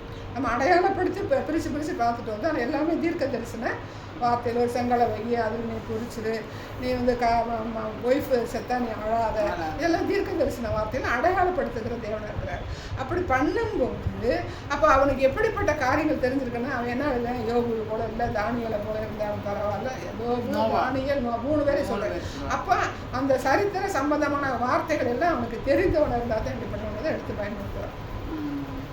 தீர்க்கதரிசியானவனை அது செலக்ட் பண்ணிடுறாரு. ஆனால் எப்படிப்பட்ட வாஞ்சி உள்ளவனாக இருக்கணும்? வாஞ்சி உள்ளவனாக இருக்கிறது மட்டுமல்ல, என்ன இருக்கணும்? அதை தேறினவனாக இருக்கணும், நாட்டப்பட்டவனாக இருக்கணும். அப்படி இவர் சொல்லுவார், நீங்கள் நாட்டப்பட்டவர்களா, ஸ்திரப்பட்டவர்களா? எதுலலாம் ஸ்திரப்பட்டவர்களா? வேத வசனம் வந்து ஆதியாகமத்தில் வேறு புதுசாக நம்ம படிக்க வேண்டியதில்லை. இது வேத உலகம் அப்படி சொல்கிறாங்க, இப்படி சொல்கிறாங்க, அதோடய வார்த்தைகள் என்ன இருக்குது அதை படித்து தேடி படிக்க தவறு கிடையாது. ஆதியாகமத்தை வெளிப்படுத்துகிற விசேஷத்தில் இதில் என்ன சொல்ல வருது, இங்கே என்ன சொல்ல வராங்க, இங்கே என்ன சொல்ல வருது, இங்கே என்ன சொல்கிறாங்க, இது எப்படி லிங்க் ஆகுது, எப்படி தொடர்புபடுத்துறது, இது எப்படி பொய்யா மாறிச்சு, இது எப்படி உண்மையாக மாறிச்சு, இது எல்லாம் தெரிஞ்சவனத்தை என்ன செய்வார்? தீர்க்கதரிசனம் ஒரு தீர்க்கதரிசியை உருவாக்குவார். அதுக்கு சான்று யார்? எசேக்கியேல். அப்போ என்ன பண்ணுறேன்? கொடுக்குறாரு. அதை கூடத்தோட என்ன செய்யறா? வாங்கி புசிக்கக்கூடிய ஒரு மனப்பான்மை உடையவனாக இருக்கான். தீர்க்கதரிசி எப்படிப்பட்டவனாக இருக்கணும்? ஆண்டவர் சொன்னால் அப்படியே செய்கிறவனால அதை வாங்கி புசிக்கிறேன். அப்படி போட்டு நான் என்ன செய்வேன்? வேதத்தை நான் என்ன செய்வேன்? கரைச்சி குடிக்கணும். அதோட சொல்ல புசிக்கணும் போது கரைச்சி குடிக்கணும். வேதத்தை வந்து கரைச்சி குடிக்க முடியாத விட ஆதியாக வந்து வெளிப்படத்தில் திரும்ப படிக்கும்போது இந்த சம்பவம் இங்கே எங்கே இருக்கும்போது கரெக்டாக ஞாபகப்படுத்துகிற தேவனாக இருக்கிற பொன்னம்மாள் சன்னியாசி ஆதியாக வந்து வெளிப்படுத்தி மனப்பாடமாக சொல்லுவாங்க. அது அவங்களுடைய கிருபை.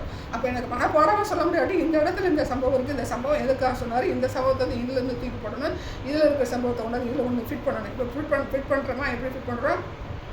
எசேக்கியேல் சொல்கிறாரு, சுருளை வாங்கி புசிக்கிறாரு. அப்போ வேறு யார் இருக்கிறா? வேதத்தில். அப்போ புஸ்தக சுருளை புசிச்சவன் யார் இருக்கா? நமக்கு டக்குன்னு தெரியும். யார் இருந்தா? யோவான் இருந்தார். அப்புறம் இறைமையா இருக்கிறாரு. வெளிப்படுத்தின விசேஷம் இருக்குது. சங்கீதத்துலேருந்து பார்த்தீங்கன்னா அவருடைய வார்த்தை தேனை வசனம் வாஸ்திரமா? இறைமையா 15-16 வாசிங்க.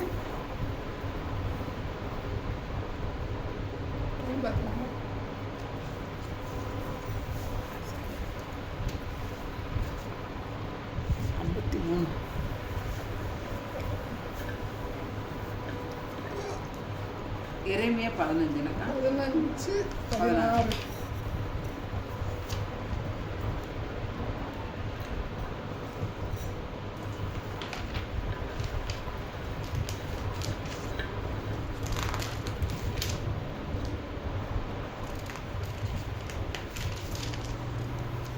உம்முடைய வார்த்தைகள் கிடைத்தவுடனே அவைகளை உட்கொண்டேன். உம்முடைய வார்த்தைகள் எனக்கு சந்தோஷமும் என் இருதயத்துக்கு மகிழ்ச்சியுமாய் இருந்தது. சேனைகளின் தேவனாகிய கர்த்தாவே, உம்முடைய நாமம் எனக்கு தரிக்கப்பட்டிருக்கிறது. வெளிப்படுத்துகிற 10:9.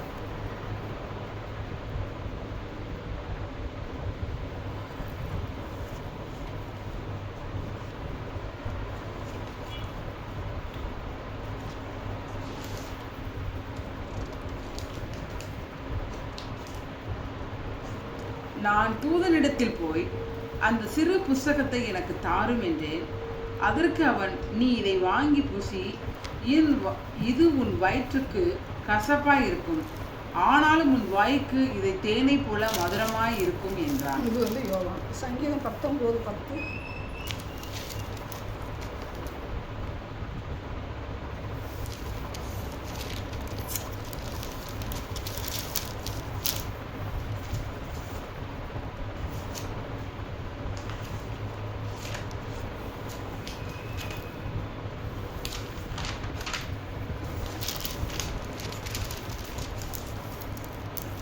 அவைகள் பொன்னிலும் மிகுந்த பசும் பொன்னிலும் விரும்பப்படத்தக்கதும், தேனிலும் தேன் கூட்டிலிருந்து ஒழுகும் தெளு தேனிலும் மதுரமுள்ளதுமாய் இருக்கிறது. இது வந்து சங்கீதத்தை அவருடைய வார்த்தையை குறித்து சொல்றது. எரேமியா சிலர் புசிக்கிறாரு, யோவானும் புசிக்கிறார். நம்ம சூரில் வந்து சொன்னால் வாஞ்சி உள்ளவர்கள். இப்போ நீங்கள் இதில் வந்து புசிக்கிறாங்க. அதில் வந்து வித்தகமாக இருந்தவர் யார் அப்படின்னா எஸ்ரா. எஸ்ரா வந்து வித்தகராக இருந்தாங்க.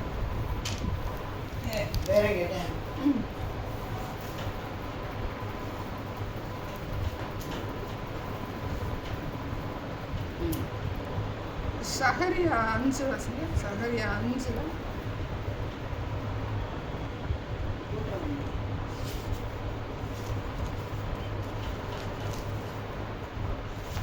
அஞ்சில் 1:4.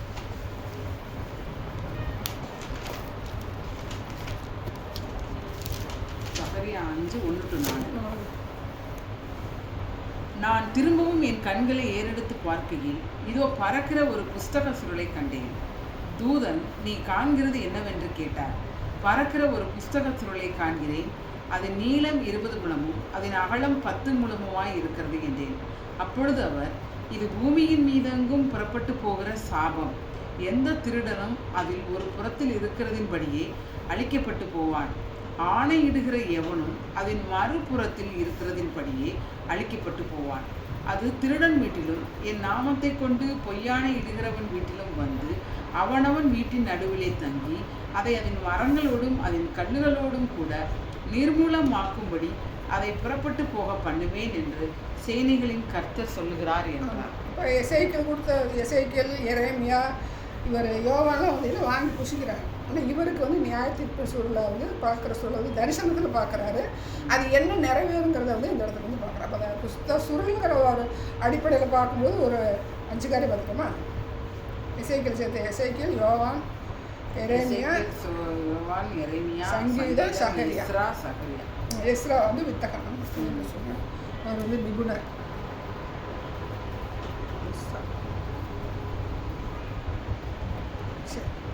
இது வந்து பார்த்திங்கன்னா ஒரு தீர்க்கதரிசிக்கு இருக்க வேண்டிய ஒரு குணாதிசயத்தில் வந்து கர்த்தர் வந்து குணாதிசயரோட கர்த்தர் வந்து கமிட்மெண்ட் பண்ணார். அந்த ஃபிட் பண்ணார். அந்த ஃப்ரேமுக்குள்ள வந்து உள்ளடக்குகிற காரியங்கள். சரியா? அடுத்து வந்து பார்த்திங்கன்னா இவங்க வந்து இஸ்ரவேலர் வந்து எப்படிப்பட்டவங்க அப்படிங்கிறத வந்து அவர் என்ன சொல்கிறாரு. ஆமாம், அதை அதை பலப்படுத்துகிறது. கர்த்தர் வந்து ஒரு காரிய தீர்க்க தரிசனம் சொல்ல வர்றாரு அப்படின்னா ஒரு சபைக்கோ ஒரு உலகத்துக்கோ ஒரு ஸ்டாலினுக்கோ ஒரு விஜய்க்கோ சொல்லும்போது நம்ம என்ன சொல்லுவார், நீ ஃபஸ்ட்டு சொன்னாலும் அவங்க எப்படிப்பட்டவங்க, நீ சொன்னால் எப்படிப்பட்ட காரியம் உனக்கு பிரதிபலிக்கிறது முன்னக்கூட்டி சொல்லுகிற தேவன். இன்றைக்கி நான் விஜயை பற்றி ஒரு யூடியூப்பில் வந்து ஒரு காரியம் சொன்னேன்னா அவனுடைய ரிஃப்ளெக்ட் வந்து எப்படி இருக்கும், என்ன பண்ணுவான் அப்படிங்கிற காரியத்தையும் அவர் என்ன செய்கிறாரு, சொல்லுகிற தேவன். இதனால் என்ன செய்வாங்கன்னா கண்டிப்பான காரியங்களை சொல்ல மாட்டாங்க. இன்றைக்கி ஒரு யூடியூபர் வந்து பாரிதாஸ் வந்து அரெஸ்ட் பண்ணி போயிட்டாங்க. இப்போ பவர் இருக்குதுன்னு சொல்லி பவரை காமிக்கக்கூடாது, காமிக்க யாருமே கூடாது. நியாயத்தீர்ப்புனால கணக்கு கொடுத்தாங்க. அப்போ அவனுக்கு அறிவு இருக்குதா அறிவு இல்லையான்னு இல்லை. இப்போ அதை நான் சுட்டி காட்டக்கூடிய ஒரு சூழ்நிலை இருக்கிறேன்னு நான் சுட்டி காட்டணும். சுட்டி காமி யாருக்குமே சொல்ல. இன்றைக்கி நான் விஜய்க்கு மட்டும் ஏன் சொல்ல வர்றேன் அப்படி பார்க்கும்போது ஜோசப் விஜயனுனால அப்போ ஒரு கிறிஸ்தவனை கர்த்தர் செய்கிறாரு. ஒரு தமிழ்நாட்டை செய்கிறாரு, கையில் கொடுத்துருக்குறாரு. நீ வந்து கூட்டணி அமைக்கல, 108 வந்துச்சு, 114 வந்துச்சு. கர்த்தர் வந்து என்ன செஞ்சுட்டாரு, இந்த தமிழ்நாட்டுடைய சிங்காசனத்தை விஜய் கையில் கொடுக்கணும்னு சொல்லி ஒரு திட்டத்தை கையில் கொடுத்துருக்கும் போது அதை மீறி எந்த காரியம் நடக்காது. இவங்க பதட்டப்பட வேண்டிய அவசியமே கிடையாது. கர்த்தர் வந்து ஆளுகை செய்யணும்னு சொல்லி ஒரு மனசில் திட்டம் பண்ணிட்டாரு அப்படின்னா அவன் எப்படி வச்சுன்னா அந்த சிம்மாசனத்தில் உட்காந்துதே ஆகும். ஆனால் உட்காந்துட்டு அந்த பவரை வந்து வேறு விதத்தில் வந்து நம்ம என்ன செய்யக்கூடாது, பயன்படுத்தும் போது இன்றைக்கும் அவங்க சாதனை. இப்போ விஜய் வந்து சாகிற வரைக்கும் கூட என்ன செய்யலாம், சிங்காசனத்தில் தமிழ்நாட்டுடைய முதல்வராக இருக்கக்கூடிய ஒரு வரையறை கர்த்தர் வந்து வச்சுருப்பார். அப்படிப்பட்ட ஒரு சூழ்நிலை நம்மளும் வந்து பார்க்கணும். அவன் கடந்து போயிடலாம். கடந்து போகும்போது எங்கே இருக்கணும்னா நியாயத்தீர்ப்பு நாளில் வந்து நிற்கணும். எப்பேற்பட்டவனும் நிற்கணும். பட் ஆனால் ஒரு கிறிஸ்தவனாக இருக்கும்போது அந்த கிறிஸ்தவத்தை காரியங்கள் நான் சுட்டி காட்டணும் அப்படிங்கும்போது, சுட்டி காமிக்கும்போது அது எப்படி உன்னை வந்து பாதிக்கும், அதை வந்து முன்னக்கூட்டி சொல்லி என்னை என்ன செய்கிறாரு, பலப்படுத்துகிற தேவனாகிறார். அந்த இடத்துல யாரை வச்சுருக்காரு, எசேக்கியேலை வச்சுருக்காரு. எல்லாருமே வச்சுருப்பார். எல்லோரும் வேறையுமே யாராக இருந்தாலும் வச்சுருப்பார். இப்போ யோவானே வச்சார். அவன் என்ன செஞ்சாங்க, தோசைக்கல்லையா எண்ணெயில் போட்டு வறுத்தெடுத்தாங்கன்னு சொல்லி சொல்லுவாங்க. அப்போ அதுலேயே வந்து யோவான் சொன்னார், செடியாக இருந்து மரணம், இயற்கை மரணம் தான் ஏதான்னு சொல்லி சொல்கிறாங்க.